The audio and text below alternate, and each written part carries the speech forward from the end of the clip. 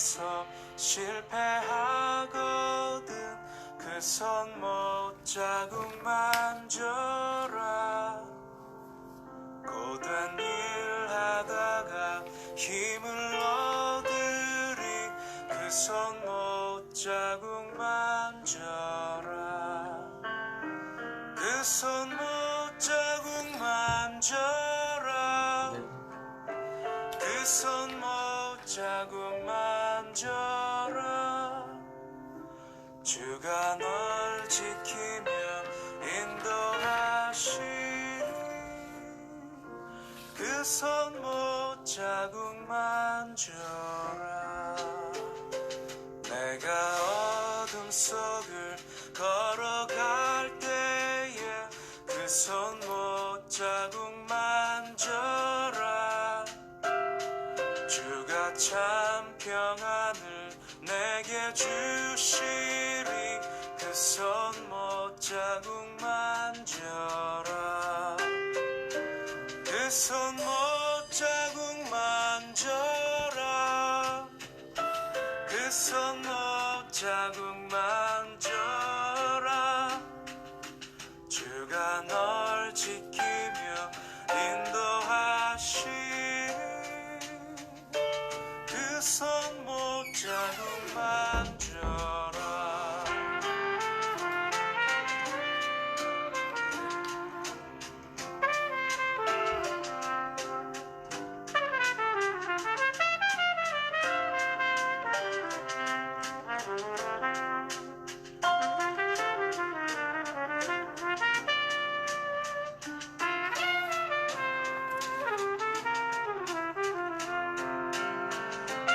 그 손 못 자국 만져라. 그 손 못 자국 만져라. 주가 널 지키며 인도하시리. 그 손 못 자국 만져라.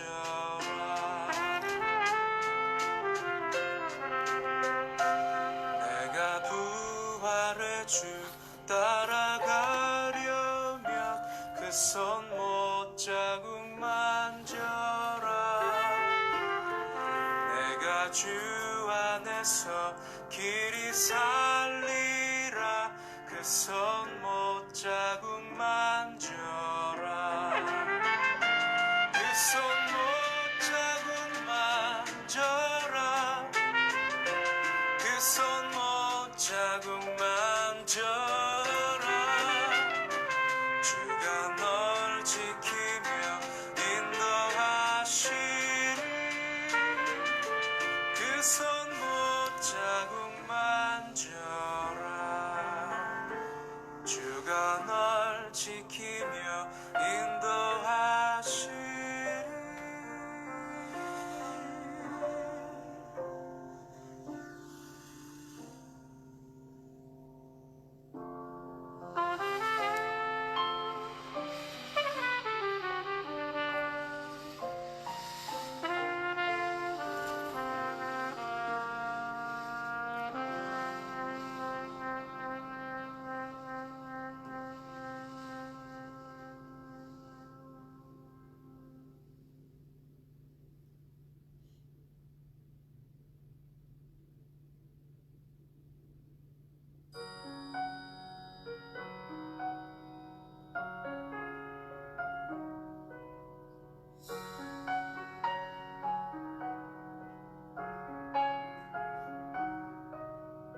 내 주를 가까이 하게 함은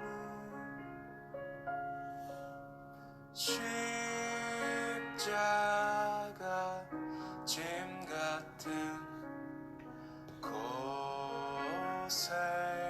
고생이나 내 일생 소원은 늘 찬송하면서 주께 더 나아가기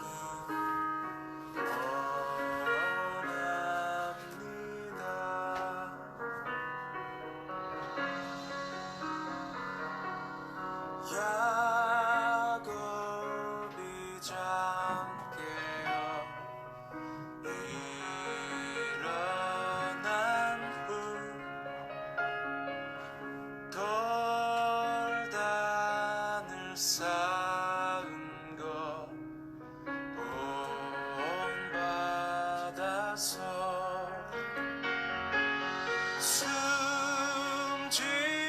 때 되도록 늘 찬송하면서 주께 더 나가길 원합니다.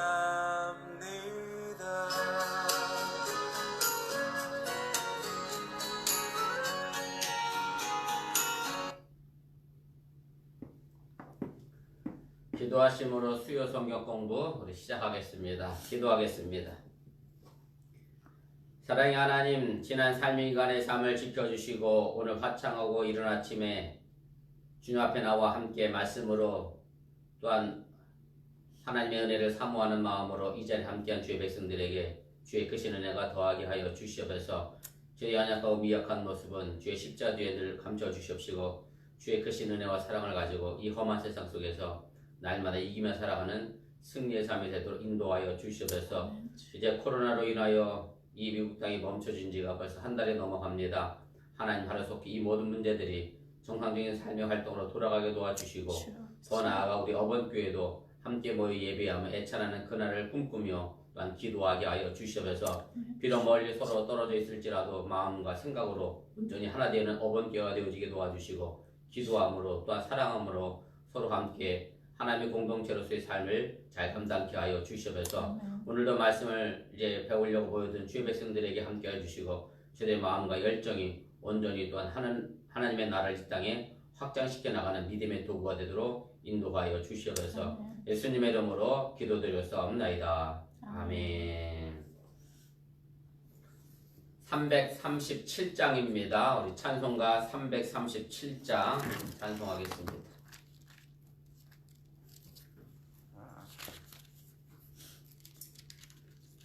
337장입니다. 내 모든 시험 무거운 짐을 주 예수 앞에 아뢰이면 근심에 쌓인 날 돌아보사 내 근심 모두 맡으시네. 무거운 짐을 나 홀로 지고 견디다 못해 쓰러질 때 불쌍히 여겨 구원해 주리. 은혜의 주님 오직 예수. 내 모든 괴로움 닥치는 환난 주 예수 앞에 아뢰이면 주께서 친히 날 구해 주사 넓으신 사랑 베푸시네. 무거운 짐을 나 홀로 지고 견디다 못해 쓰러질 때 불쌍히 여겨 구원해 주리. 은혜의 주님 오직 예수.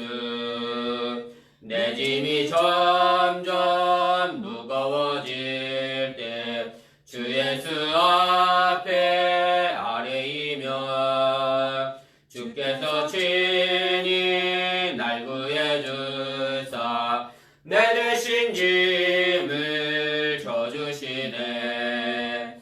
무거운 짐을 나 홀로 지고 견디다 못해 쓰러질 때 불쌍히 여겨 구원해 주리.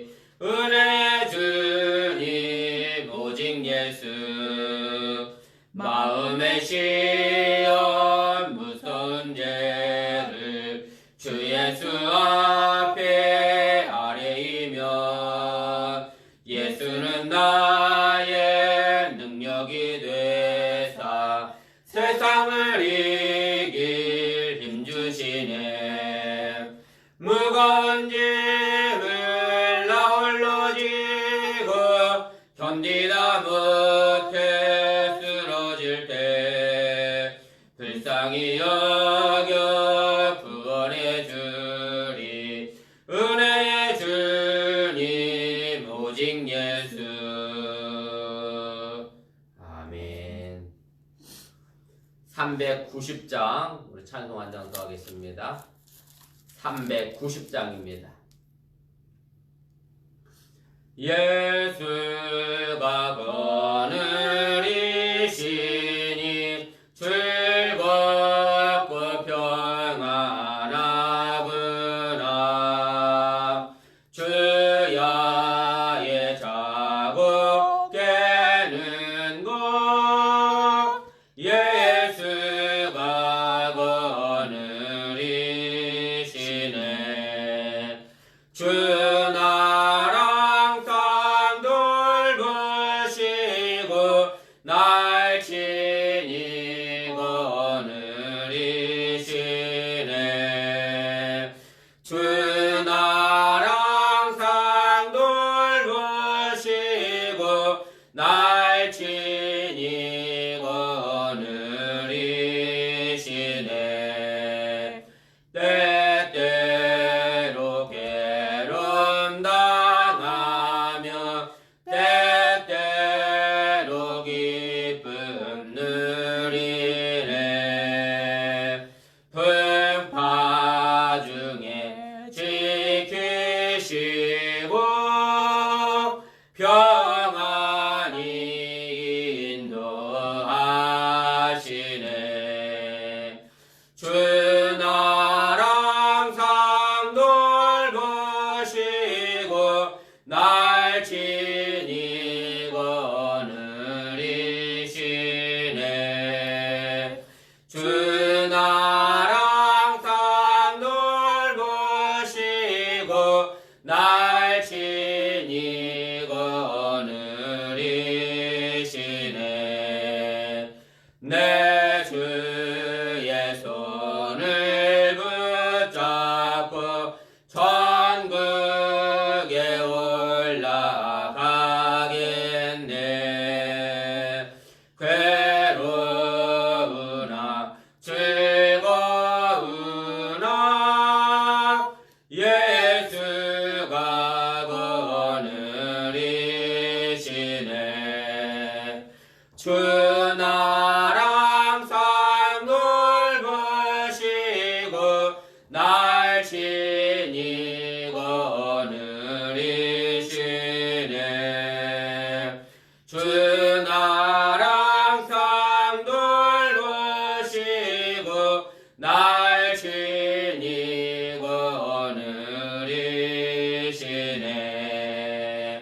이 세상이 멸할 때에 마귀의 권세 이기네. 천국에 가는 그 길도 예수가 거느리시네. 주 나랑 땅 돌보시고 날 친히 거느리시네. 주 나랑 땅 돌보시고 날 친히 거느리시네.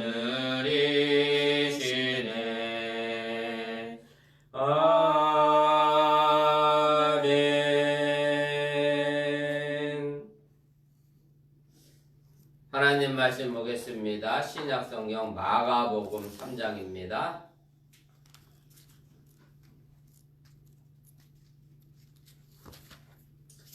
마가복음 3장 20절 말씀부터 우리 35절까지 말씀입니다. 마가복음 3장 20절부터 35절까지 제가 읽어드립니다. 함께 성경책 보시며 읽어나갈 수 있기를 바랍니다. 집에 들어가시니 무리가 다시 모임으로 식사할 겨를도 없는지라 예수의 친족들이 듣고 그를 붙들러 나오니 이는 그가 미쳤다 하밀러라. 예루살렘에서 내려온 서기관들은 그가 바알세불이 짚였다 하며 또 귀신의 왕을 힘입어 귀신을 쫓아낸다 하니 예수께서 그들을 불러다가 비유로 말씀하시되 사탄이 어찌 사탄을 쫓아낼 수 있느냐. 또 만일 나라가 스스로 분쟁하면 그 나라가 설 수 없고 만일 집이 스스로 분쟁하면 그 집이 설 수 없고 만일 사탄이 자기를 거슬러 일어나 분쟁하면 설 수 없고 망하느니라. 사람이 먼저 강한 자를 결박하지 않고는 그 강한 자의 집에 들어가 세간을 강탈하지 못하리니 결박한 후에야 그 집을 강탈하리라. 내가 진실로 너에게 이르노니 사람의 모든 죄와 모든 모독하는 일은 사하심을 얻되 누구든지 성령을 모독하는 자는 영원히 사하심을 얻지 못하고 영원한 죄가 되느니라 하시니 이는 그들의 말하기를 더러운 귀신이 들렸다 함이로라. 그때 예수의 어머니와 동생들이 와서 밖에 서서 사람을 보내어 예수를 부르니 무리가 예수를 둘러 앉았다가 여쭈아오되 보소서 당신의 어머니와 동생들과 누이들이 밖에서 찾나이다. 대답하시되 누가 내 어머니이며 동생들이냐 하시고 둘러 앉은 자들을 보시며 이르시되 내 어머니와 내 동생들을 보라.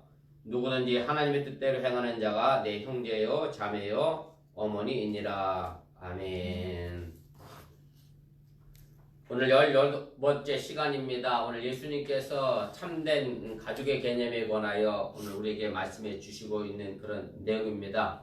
오늘 제가 20절부터 35절까지 말씀 읽었습니다만은 오늘은 26절까지 말씀만 함께 좀 살펴보고요.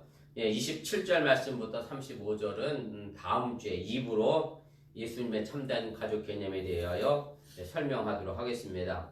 먼저 우리 내용 본해를 보시면 우리 지난주에 예수님께서 12제자를 택하심으로 해서 예수님의 가르침과 이적을 시작을 하셨고요. 두 번째 가르치심의 내용이 바로 가족에 관련된 개념의 내용을 우리에게 이제 가르쳐주고 계시다라고 하는 얘기입니다. 우리가 내용 분해에서도 잠시 살펴보도록 하겠습니다만은 예수님의 참된 가족 개념은 세 단락으로 나눠지게 됩니다. 제가 간단하게는 이렇게 표현했습니다. 20절부터 22절까지는 가족들이 오해한 내용인데요. 어떤 오해를 했느냐면 예수님이 바알세불이 들렸다 혹은 뭐 쉽게 말하면 귀신 들렸다라고 하는 얘기고 예수님이 미쳤다. 그래서 가족들이 예수님을 집으로 데려가려고 오는 그런 내용이 하나 있고요. 그리고 좀 뜬금없는데 중간에 예루살렘에서 내려온 서기관들이 이 예수님에 대하여 똑같이 귀신의 힘을 입어서 예수님이 또 귀신을 쫓아낸다. 성경적 표현 그대로 하면 사탄을 힘을 입어 사탄을 내쫓았다라고 비난하는 내용이 나오고 이런 비난에 대해서 다시 마지막 부분에 예수님이 참된 가족의 개념이 누가 내 형제요 내 자매요 내 어머니냐라고 얘기하면서 예수님이 참된 가족의 개념을 다시 설명을 하게 됩니다.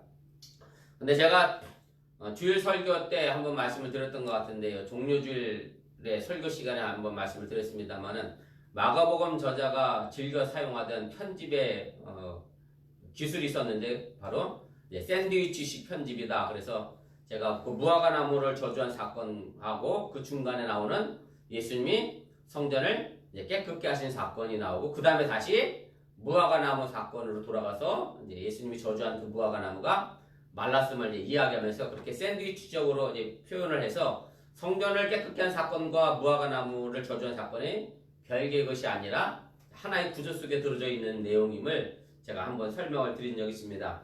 오늘 여기에도 마가복음 저자는 이 샌드위치 편집을 또 사용하게 됩니다. 그래서 어떻게 되느냐면 예수님이 친족들이 예수님을 데리러 오게 되고 그 다음에 서기관들의 비난이 있고 그 다음에 다시 예수님의 참된 가족 개념이 등장하게 되는데 이걸 마가복음 저자의 편집으로 우리가 생각할 수밖에 없는 이유가 뭐냐면 내용분해와 개요 쭉 중간에 내려오시면 이렇게 돼 있어요. 제가 2번입니다.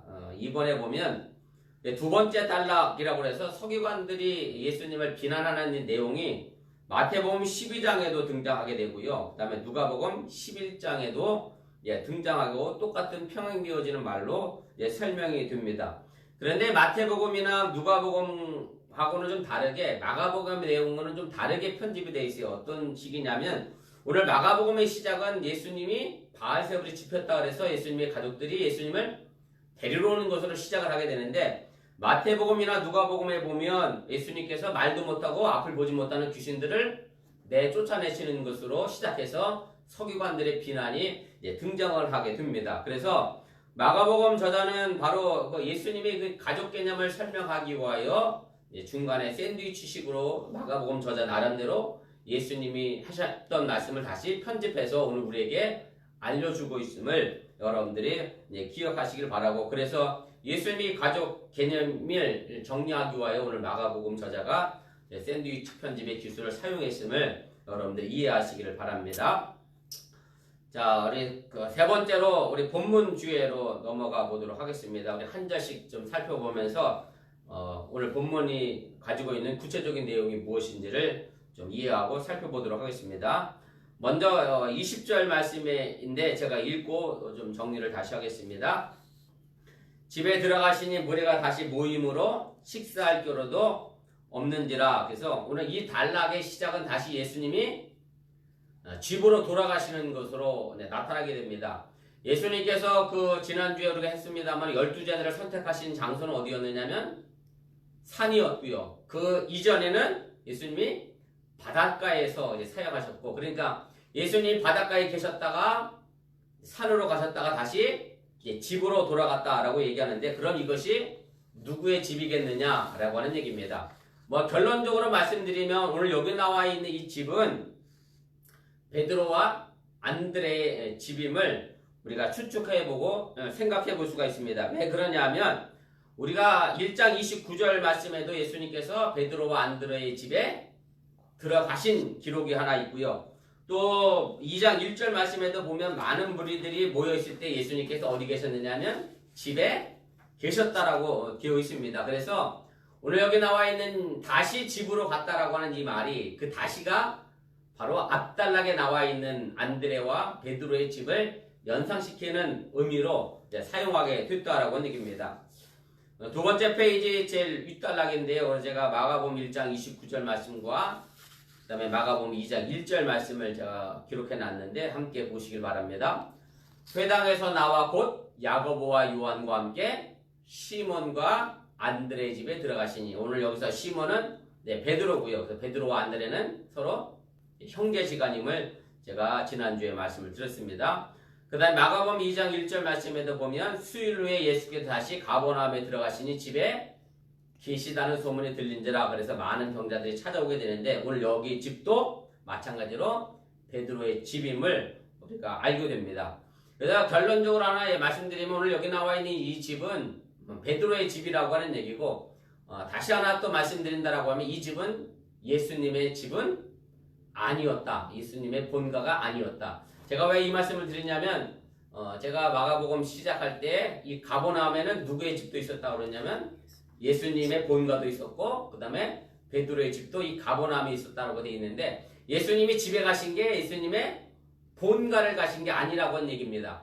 만약에 예수님께서 본가를 가셨다라고 하면 굳이 예수님의 가족들이 예수님을 데리러 또 다른 집에 갈 이유가 없기 때문에 그렇고요. 그래서 오늘 분명한 것은 이 집은 예수님의 본가는 아니고 바로 베드로의 집이었을 것이다 라고 우리가 생각을 해볼 수 있습니다. 1번은 그렇게 제가 다 설명을 마무리했고요. 2번입니다. 그러면 오늘 여기 예수님이 바알세불에 들어서 이제 친족들이 예수님을 데리러 오게 되는데, 이 친족들이 그럼 누구인지, 왜 그들은 예수님을 찾아 나섰는지를 우리가 좀 생각해 보겠습니다. 21절 말씀인데 제가 읽겠습니다. 예수의 친족들이 듣고 그를 붙들러 나오니 이는 그가 미쳤다 하밀러라. 그래서 오늘 예수님의 친족이 등장을 하게 되는데, 친족이라고 하는 얘기는 우리식으로 얘기하면 가까운 이제 친척들을 의미할 수 있습니다. 그런데 원문에 보면 제가 거기 헬라어 원문, 그리스 원문을 썼는데요. 이렇게 되어 있습니다. 호이파라 아우투라는 단어를 사용했다라고 제가 말씀을 드렸는데, 호이파라 아우투라고 하는 말의 개념은 원래적으로는 이제 사자들, 그러니까 짐승 사자를 의미하는 게 아니라 대사를 의미하는 거죠. 어떤 왕이 다른 나라에 사신을 보낼 때 그것을 가지고 사자라고 얘기하고, 그 다음에 대리자들, 그러니까 쉽게 말씀드리면 예수님을 데리러 누군가가 부탁을 해서 대신 예수님을 데려왔다, 이렇게 해석할 수 있는데요. 70인역 성경이라고 해서 제가 참고로 이 말씀 끝나고 좀 설명드리겠습니다만은, 70인역 성경에서는 이 호이파라 아우투가 뭐라고 되어 있느냐면 이렇게 뜻으로 사용됐습니다. 종속자들, 추령자들, 이 이야기는 이제 고전 헬라어와 별반 다르지 않는 표현들이고, 그 다음에 부모들, 이제 친족들 이런 의미로도 이제 사용이 됐는데, 그런데 오늘 여기서 친족들을 그럼 누구라고 우리가 좀 구체화할 수 있겠느냐 하면, 우리가 다음 주 하겠습니다만 마가복음 3장 31절 말씀인데 오늘 우리가 읽긴 읽었는데 제가 다시 한번 읽어볼게요. 여기 이렇게 돼 있어요. 그때에 예수의 어머니와 동생들이 와서 밖에 서서 사람을 보내어 예수를 부르니, 그래서 집 밖에 누가 와 있었느냐면 예수님의 어머니와 동생들이 와 있었어요. 그래서 오늘 나와 있는 여기 친족들은 누구로 구체화할 수 있느냐면 바로 예수님의 어머니와 동생들로, 예수님의 가족을 가리키는 것으로 우리가 이해할 수 있게 됩니다. 그럼 왜 이 가족들이 예수님을 데리러 왔느냐? 이게 중요한 건데, 오늘 21절 후반부에 보면 예수님이 어떻게 됐다? 미쳤다. 미쳤기 때문에 이제 예수님을 데리러 온 건데요. 지금은 뭐 정신적 학문도 많이 발전했습니다만은 예전에는 일단 미친 거는 전부 누구의 장난이라고 생각했느냐면 한국도 그렇고 뭐 동생이 뭐 막누라고 다 똑같은 것 같아요. 미쳤으면 일단 그것은 다 정신질환 문제가 아니라 귀신이 들리는 것으로, 귀신이 조종하는 것으로 이제 그렇게 이해하고 이제 생각을 했습니다. 그래서 예수님이 미쳤으니까, 귀신이 들렸으니까 그 귀신 들린 예수님을 다시 집으로 데려가서 더 이상 이상한 행동을 하지 못하도록 아마 제지하고 방어하려고 예수님을 데리러 이제 오게 됐다라고 하는 얘기입니다. 그런데 이제 문제는 그 다음 22절부터 나오는 얘기인데요. 예수님의 가족들도 사실은 누구랑 같은 생각을 가지고 있었느냐면 예루살렘에서 내려왔던 서기관들과 같은 생각을 가졌다라고 하는 얘기입니다. 22절부터 나오면 예수님에 대하여 서기관들이 뭐라고 표현했느냐면 그가 바알세불이 집혔다. 혹은 뭐 귀신의 왕을 힘입어 그가 귀신을 내쫓는다는 식으로 비난을 했는데, 예루살렘에서 내려온 서기관들과 예수님의 가족들이 쉽게 말씀드리면 같은 생각을 가지고 있었다라고 하는 것으로 여러분들이 이해하시면 되게 됩니다.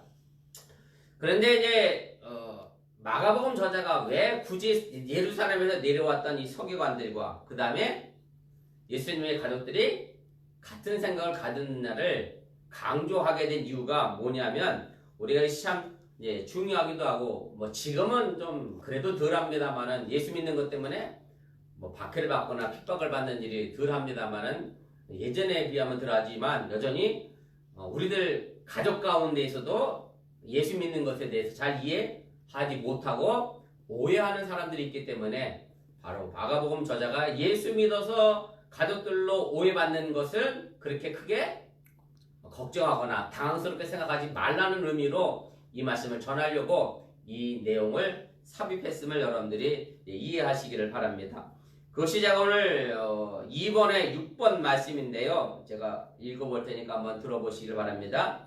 이런 사실을 강조함으로써 복음서 저자는 당시의 초대교회 성도들에게 그리고 오는 세대, 지금 우리에게도 그들의 자신들의 가족들로부터 오해와 박해를 받는 것을 조금 더 이상하게 생각하지 말라고 권고하고 이제 싶었다라고 하는 얘기고, 다시 말씀드리면 가족들로부터 이런 오해를 받는다고 하는 얘기는 내가 예수님을 제대로 믿고 있다라고 하는 것으로도 반증하고 있음을 여러분들 이해하시기를 바랍니다.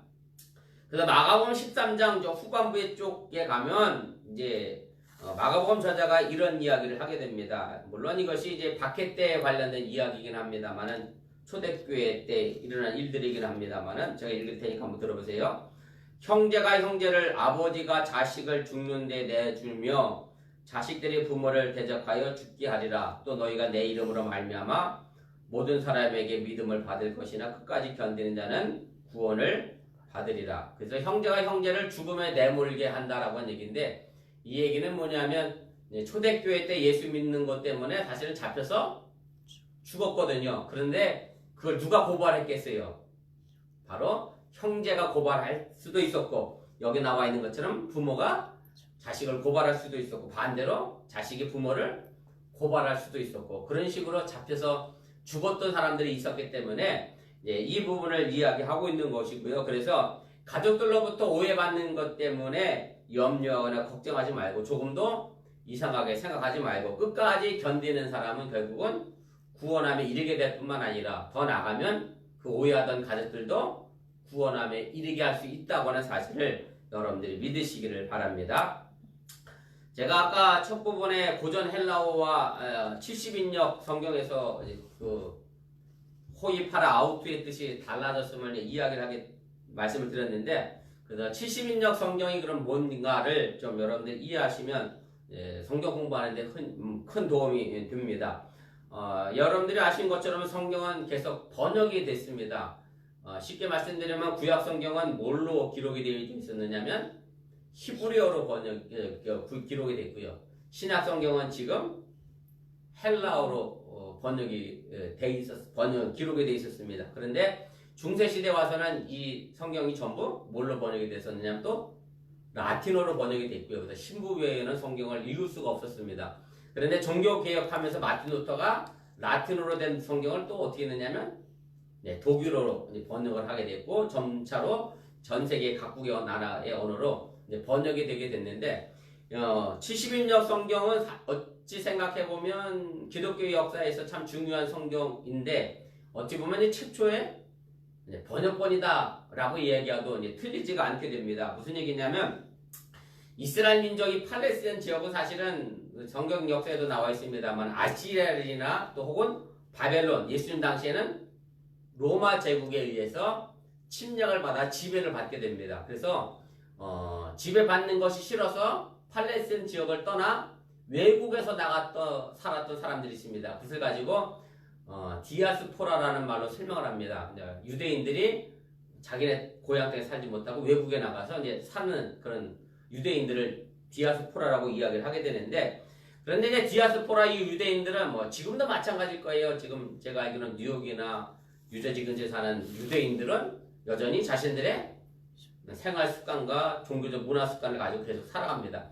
이제 그렇게 살아가던 이 사람들이 사실은 이제 외국에서 살다 보니까 자신들이 써왔던 히브리어는 다 잃어버리게 됐어요. 그리고 자신들은 그때 세계 공용어로 썼던 헬라어, 그리스어를 이제 공용어로 쓰게 되니까 성경이 히브리어로 되어 있는 성경을 자신들이 읽을 방법이 없는 거예요. 그래서 그 히브리어 성경을 뭘로 바꿨느냐면 외국에 있는 디아스포라 유대인들을 위하여 헬라어 성경으로 번역을 하게 됩니다. 그래서 이것을 가지고 70인역 성경이라고 이야기를 하게 되는데, 왜 이게 이제 70인역이라고 별명이 붙였느냐면, 이제 3장 뒷페이지 가면 거기다가 제가 썼는데, 세 번째 가면 이제 전설에 의하면 이런 얘기가 있습니다.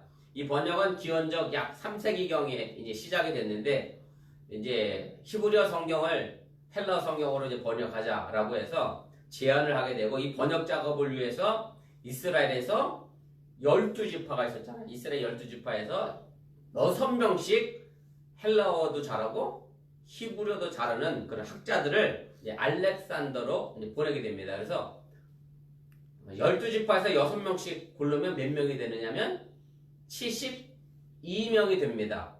근데 재미난 전설은 뭐냐면 이 72명을 다 각자 다른 방에 넣고 히브리어를 가지고 헬라어로 번역을 하게 했어요. 며칠 동안 번역했냐면 72일 동안 번역을 했어요.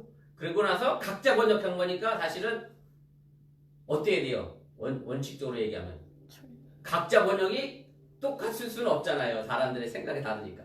그런데 72일이 지나고 나서 72명이 번역본을 딱 내놨는데 히브리어에서 헬라어로 번역한 성경의 내용이 전부 똑같았다. 그래서 성령의 인도하심에 의해서 번역이 되어졌다. 전설에 의하면 그렇게 됩니다. 그래서 사실은 정확히 얘기하면 72인역 번역인데, 이제 라틴어로 70인역이라고 해서 셉투아진타라고 하는 70명이라고 하는 의미의 단어로 70인역 번역이라고 공식적으로 이야기를 하게 되고, 그래서 로마 숫자가 LXX처럼 되어 보이는 이 숫자가 바로 로마 숫자라고 보면 70이라고 하는 뜻입니다. 그래서 70인역 성경은 그래서 히브리어에서 헬라어로 번역한 최초의 성경이다라고 하는 것을 여러분들이 상식적으로 이해해 주시길 바라고, 그래서 사실은 이제 신약 성경을 읽다 보면 이 70인역 번역에 관한 이야기가 계속해서 등장할 수밖에 없습니다. 왜냐하면 그 70인역 번역을 근거로 해서 또다시 여러 가지 번역본이 나왔기 때문에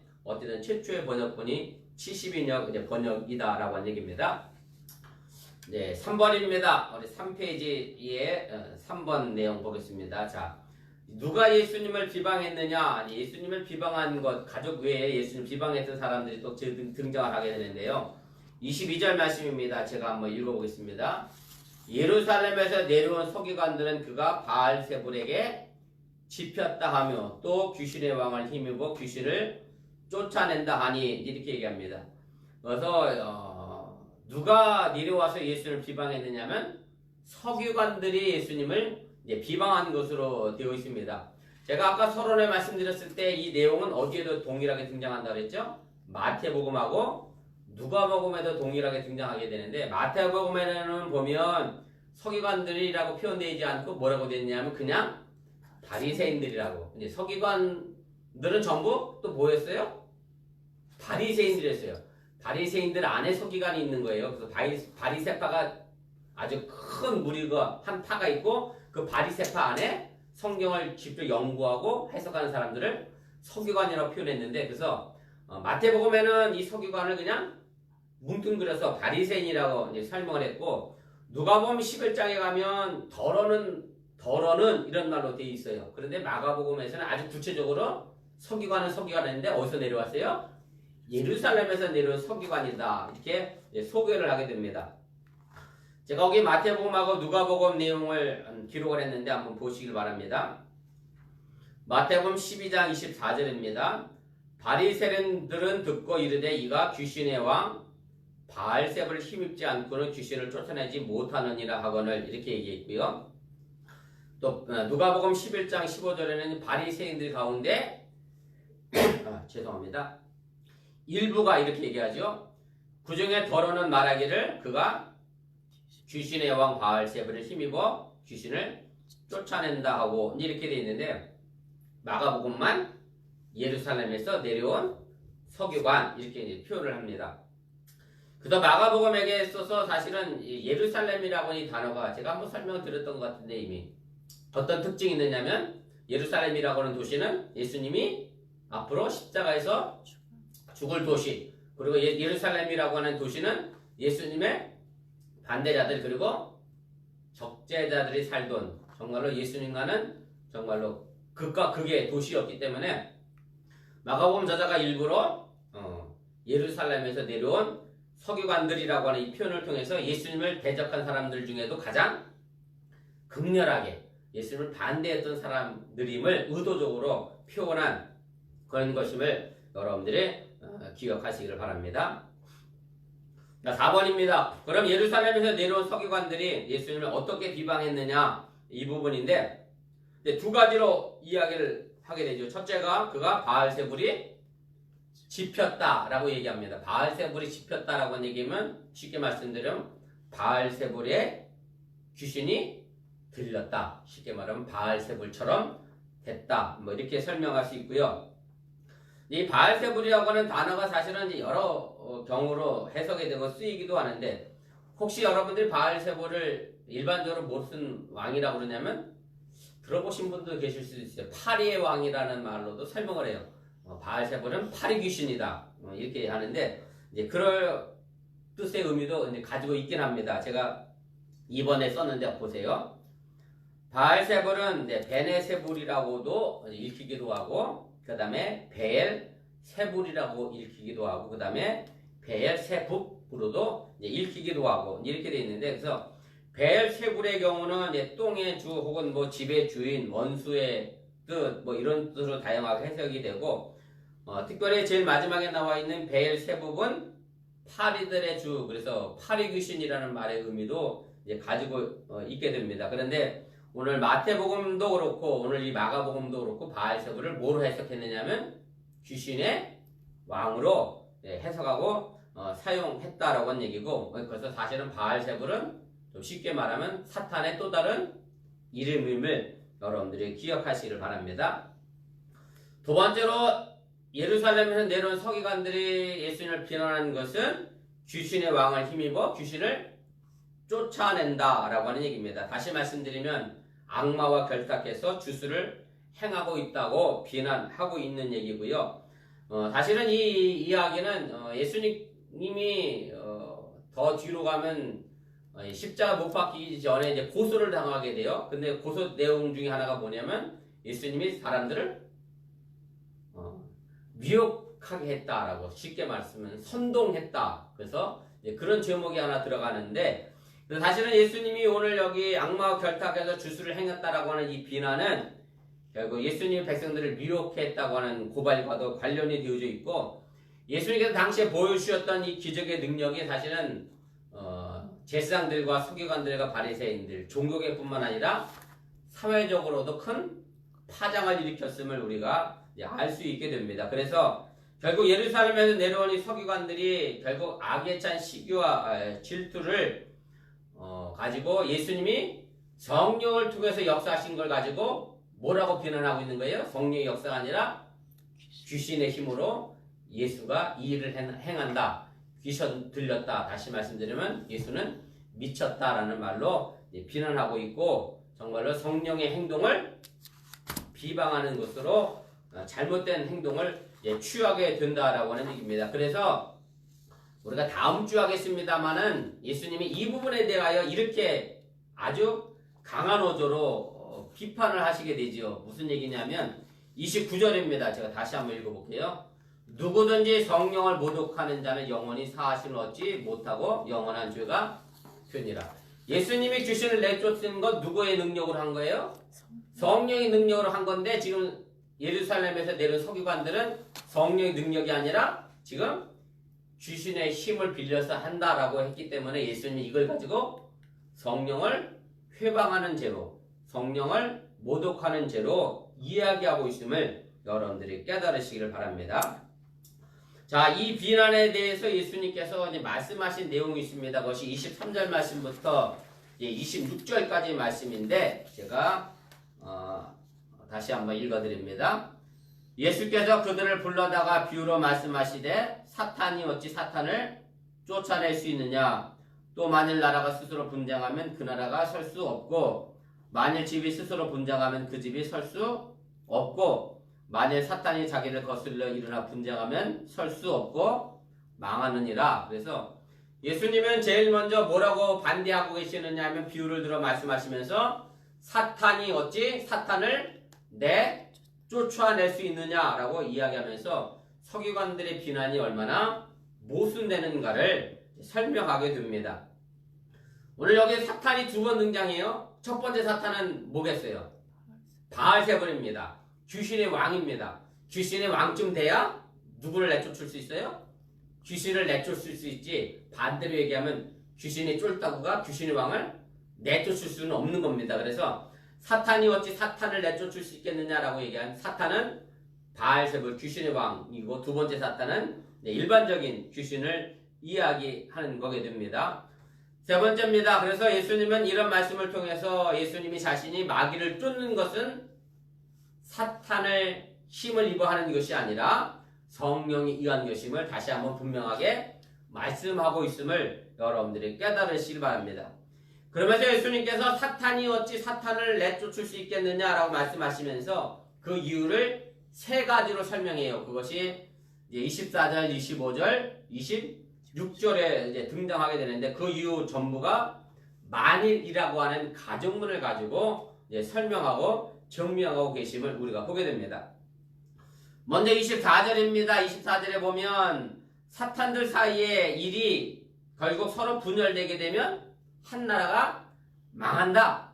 결국 나라가 분쟁하면 그 나라는 망할 수밖에 없다. 이렇게 얘기가 됩니다. 그래서 어쨌든 나라가 분열되면 침략자들의 침략을 받을 수밖에 없다라고 하는 얘기고 25절 가서는 그 범위가 조금 축소가 됩니다. 나라가 아니라 집안으로, 가정으로. 사실은 부부간에도 마찬가지죠. 뜻과 마음이 합하지 않아서 부부싸움을 매일 하고 있으면 그 집이 제대로 설 수 없는 것과 마찬가지죠. 그래서 한 가정의 분열을 통해서 다시 설명하시게 되고 26절에 다시 이제 사탄을 등장시키면서 23절의 내용을 보다 이제 강조를 하게 됩니다. 그래서 이 세 문장이 말하고자 하는 공통점은 이제 분명합니다. 분쟁하는 나라나 분쟁하는 집이나 분쟁하는 사탄은 결국 망하고 만다라고 하는 얘기고, 그래서 예수님은 결국 사탄의 힘을 빌어서 사탄을 내쫓는 것이 아니라 성령의 힘으로 귀신을 내쫓았음을 이야기를 하게 됩니다. 그래서 이 이야기의 최종 결론은 이제 사실은 우리가 예수 믿으면서 늘 걱정되고 염려되는 것 가운데 하나가 뭐냐면 성령을 모독하는 죄. 다른 죄는 다 용서받는데 뭐는 용서 못 받을 수 없어요? 성령을 모독하는 죄는 용서받을 수 없다라고 되어 있는데, 그래서 그 중요한 얘기는 제가 다음 주에 계속 이어서 하게 되고요. 그래서 예수님이 성령을 모독하는 죄, 다른 본문에 보면 성령을 회방하는 죄, 혹은 성령을 방해하는 죄, 이렇게도 설명할 수 있는데, 어쨌든 그 이야기를 하고 예수님의 우리에게 가르쳐 주시는 참된 새로운 가족 개념은 무엇인지를 설명하도록 그렇게 하겠습니다. 기도하겠습니다. 사랑의 하나님 고맙습니다. 오늘 이 아침에 말씀을 배우기 위하여 온라인에 함께 모인 사랑하는 주의 백성들을 기억하여 주시고, 저들이 어느 곳에 있든지 간에 하나님의 영을 가지고 성령을 가지고 귀신을 쫓아내는 능력자들이 되도록 인도하여 주시면서, 지난주에 예수님께서 12명의 제자를 선택하신 이유 가운데 하나가 바로 능력을 가지고 귀신을 쫓아내기 위하여 12제자를 선택하셨다라고 말씀했는데, 바로 그 능력이 지금 우리에게도 있음을 잃어버리지 않게 하여 주시고, 내가 성령과 함께 이 세상에 만연되어 있는 악한 귀신의 세력을 쫓아내고 몰아낼 수 있는 그런 능력자들, 또한 예수의 나라를 확장시켜 나가는 믿음의 산 증인 되도록 인도하여 주시옵소서. 이 모든 말씀 예수님의 이름으로 기도드렸사옵나이다. 아멘. 이 시간 합심해서 1분여 정도 기도하겠습니다. 먼저 코로나 문제를 위해서 기도해 주시길 바라고, 아시는 분도 계시겠습니다만 조지아주는 24일부터 경제활동을 재개한다고 일단 주지사가 발표는 하긴 했는데, 여러가지 모양으로 걱정입니다. 아직까지도 환자가 많이 나오고 있는 상황이기도 하고, 알라바마주는 4월 말까지 지켜보고 아마 5월 초부터 경제활동 다시 시작한다고 주지사가 일단 발표는 하긴 했는데, 아무튼 우리 코로나 문제 위해서 기도해 주시길 바라고, 또 경제활동을 재개한다고 하면 여러분들의 가장들이, 또 남편들이, 또 여러분들이 직장에 나가서 일하셔야 하는 그런 상황이 듭니다. 직장에서 또 감염의 문제로 어려움 당하지 않도록 위해서 기도해 주시길 바라고, 우리 임지사님, 또 이한이, 우리 장로님 네 분 가정, 또 경제적 문제로 어려움 당하지 않도록, 또 시력 수당이나 여러 가지 경제적 문제로 어려움 당하지 않도록 여러분들 위해서 함께 기도해 주시기를 바랍니다. 그리고 우리 어번교회도 하루속히 예배당에 함께 모여 또 애찬 나누고 함께 교제할 수 있는 날을 위해서 기도해 주시기 바랍니다.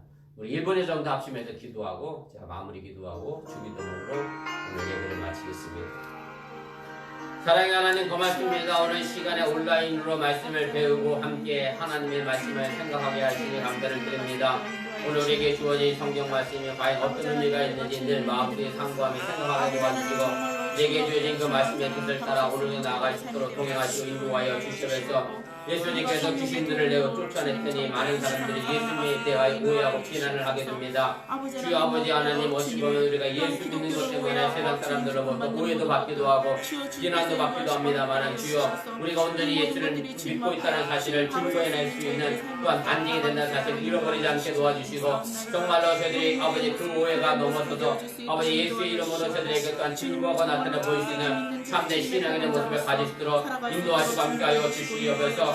지금의 시대도 여전히 예수 믿는 사람들이 오해받는 아버지 그런 시대가 되었습니다. 저희들도 바르게 올바르게 예수를 믿음으로 말미암아 그 오해를 불식시킬 수 있는 신과 능력을 저희들 갖게 도와주시고, 정말 예수 믿는 것은 그런 것이 아니다라는 것을 분명하게 보여주시는 우리 어머니가 돼서 인도하시고 함께하여 주시면서, 이제 아버지 코로나 문제가 또 심각하고 어려운데 이제 아버지는 일부 주가 이제 경제활동을 재개하고 있습니다. 또 우리 알라바마주도 5월 초에 이제 경제활동을 재개하려고 아버지 교육 중에 있는 가운데 있사오니, 주여 아버지 긍휼과 은혜를 도하여 주셔서 이제 얼마 남지 않은 이 시간 속에 하나님 모든 아버지 하나님의 경제활동에 아버지 돌아가는 과정 속에 위험과 어려움의 요소를 제거하게 도와주시옵시고, 이제 일단 직장에서 아버지 직장생활 하시면서 이제 코로나 감염의 문제에 노출되지 않도록 주님께서 저들을 눈동자하지 또한 지키시고 머릿결 하나도 사지 않도록 지키시고 보호해 주시기를 주여 하나님 간절히 기도하고 원합니다. 이제 아버지 무급 휴고로 인하여 아버지 하나님의 실업수당의 문제도 그렇고 아버지 저들의 경제적 삶의 문제도 아버지 직면하여 있는 가운데 있사오니 아버지 하나님 이 모든 문제를 또 극복하고 나갈 수 있도록 인도하여 주시옵시며 이 어려운 시기에 하는 경제 문제로 어려움도 하지 않도록 주님께서 정말 눈동자 지키시고 보호하여 주셔서 아버지 하나님의 이 어려운 시기 잘 극복하 이겨나가 더 나은 시온애들을 펼쳐나갈 수 있는 그런 믿음의 삶을 더 살아가시도록 인도하여 주시기를 주여 하나님 간절히 기도하고 원합니다. 이제 특별히 아버지의 건강의 문제 며느리 약화의 문제로 인하여 없는 일을 있사오니 기억하여 주시고 하나님의 아버지의 성도들 행해 질병의 문제 때문에 어려움을 하지 않도록 아버지 도와주시고 함께 도와주시고 원하며 우리 어머니께도 하루속히 아버지 예배당에 함께 오여 애찬하며 함께 소리를 축복하며 기도하는 아버지 그런 시간이 하루속히 올 수 있도록 주여 인도하시고 함께 해주시길 간절히 기도하고 원합니다. 오늘도 이 시간에 함께 오며 강건의 저의 기도가 하나님 하늘에 당사된 줄 믿사오니 주여 아름답게 그 열매가 맺혀지게 도와주시고 오늘도 주님과 함께 동행하는 믿음의 삶의 모습을 통하여 이 땅의 진정한 하나님의 나라를 만들어갈 수 있는 복음의 삶의 길이 되도록 인도하시고 함께하여 주시면서 이제 아버지 온라인으로 공부하고 있는 사는 자들의 학업도 지켜주시고 아버지 이 문제로 인해 학업에 뒤처지지 않도록 도와주시고 자신의 교육들을 잘 세워나가며 차근차근 자신의 미래를 계획하며 준비해 나가시는 귀한 믿음의 자녀들로 인도하시고 함께하여 주시옵소서. 사랑의 하나님 고맙습니다. 오늘도 말씀을 함께 배우고 깨달았습니다. 내가 예수 믿는 것 때문에 세상 사람들로부터 오해받는다라고 하는 것은 내가 진정으로 바르게 예수 믿는 증거임을 드러내는 것임을 잃어버리지 않게 도와주시고 우리 어번교회가 그런 오해에 대하여 맞서 싸워 세상에 예수의 모습을 더 많이 확대시켜 나갈 수 있는 믿음의 교회가 되도록 인도하시고 함께하여 주시옵소서. 이제 사랑하는 우리 성들의 가정들을 지켜주시고 이제 아버지의 경제적 활동에 아버지 앞을 두고 있는 가운데 있습니다. 특별히 코로나 감염의 문제의 어려움 속에 직면하지 않도록 주님께서 지키시고 보호하여 주시옵시며 특별히 아버지 면역력 약화의 문제로 인하여 건강의 문제를 염려하는 아버지 사랑하는 성도들도 있사오니 주 세대의 건강도 또한 지키시고 강건하게 도와주시기를 원하며 또한 이제 하나님 무급 아버지 휴가 중에 있는 가운데 있습니다. 실업수당의 문제 또 여러가지 아버지 경제 문제들이 잘 해결되어져서 사랑하는 성도들의 가정이 삶의 어려움이 직면하지 않도록 주님께 또한 인도하시고 함께하여 주시옵소서. 이제 온라인으로 공부하는 사랑하는 자녀들도 기억하여 주시고 여러가지 학습의 문제가 엉키고 설켜 있지만 주여 사랑하는 우리 믿음의 자녀들 예수님이 주신 지혜를 가지고 이 어려운 문제들 자기들 스스로가 아버지 자신의 미래를 개척해 나갈 수 있는 지혜로운 자녀들 되도록 인도하여 주시옵시며 이 어려운 시국에서도 분명한 가치관과 목표를 가지고 한 걸음 더 나아가는 믿음의 자녀들 되도록 인도하여 주시옵소서. 이 모든 말씀 예수님의 이름으로 간절히 축복하며 기도드렸사옵나이다. 아멘. 하늘에 계신 우리 아버지여 이름이 거룩히 여김을 받으시오며 나라의 임하옵시며 뜻이 하늘에서 이루어진 것 같이 땅에서도 이루어지이다. 오늘날 우리에게 용할 양식을 주옵시고 우리가 우리에게 죄진 자를 사하여 준 것 같이 우리 죄를 사하여 주옵시고 우리를 시험에 들게 하지 마옵시고 다만 하게 쏘고옵소서. 대개 나라와 권수와 영광이 아버지께 영원히 있사옵나이다. 아멘. 감사합니다. 성경 공부를 마쳤습니다. 오늘 하루도 주님과 함께 동행하는 복된 한 날 되시기를 주님의 이름으로 축복합니다.